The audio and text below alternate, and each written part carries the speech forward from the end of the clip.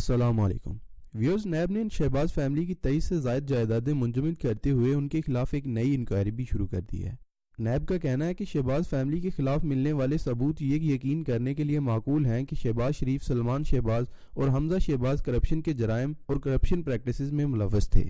NAB نے commissioner Lahore کو ہدایت کی ہے کہ وہ جوہر ٹاؤن اور جوڈیشل کالونی میں حمزہ شہباز کے 13 پلاٹ منجمد کریں۔ اس سلسلے میں secretary judicial employees cooperative housing society Lahore کو ہدایت کی گئی ہے کہ وہ پلاٹ نمبر 49، 50، 51، 52 کی کسی شخص یا ادارے کو منتقلی یا فروخت کو روکیں۔ نیب کی جانب سے director general Galiyat development authority Abbottabad کو خط لکھا گیا ہے کہ نشاط لاجز ڈونگا گلی میں موجود 9 کنال کا پلاٹ منجمد کر دیں جو کہ شہباز شریف کی اہلیہ نصرت شہباز کے نام پر ہے۔ Secretary model town Lahore housing society کو حکم دیا گیا ہے کہ وہ ماڈل ٹاؤن میں شہباز فیملی کے 2 گھر 96H اور 86H کو منجمد کر دیں۔ یہ دونوں گھر بھی نصرت شہباز کے نام پر ہیں۔ اسی طرح ڈیفنس ہاؤسنگ اتھارٹی لاہور کے فیز 5 میں موجود تہمینہ درانی کے نام پر موجود 2 جائیدادیں منجمد کرنے کا حکم بھی دیا گیا ہے۔ نیب نے پیر صحاوہ میں ایک کاٹیج اور ولا جبکہ چنیوٹ میں تقریباً 391 کنال کی اراضی کو منجمد کرنے کا حکم دیا ہے۔ بوانا کے علاقہ موکا دروٹا خرلا میں بھی اراضی کو منجمد کرنے کا حکم دیا گیا ہے۔